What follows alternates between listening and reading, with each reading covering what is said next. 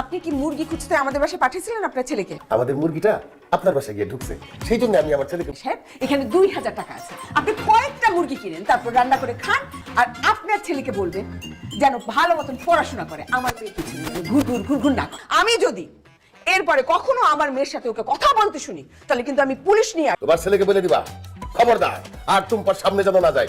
আমি আসছি আজকে তোমার কাছে ক্ষমা চাইতে। ক্ষমা চাই? আমি সরি। কিভাবে সম্ভব?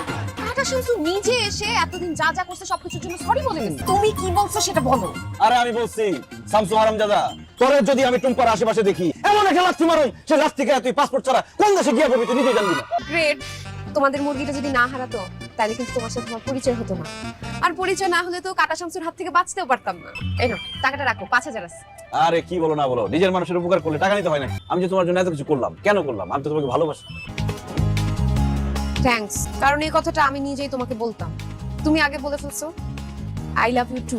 আর আমার বাপ তো একটা এলিয়েন গ্রুপের লোক, এখন আমাকে বলছে খবরদার টুম্পার সাথে যাতে কোনোদিন তোকে না দেখি।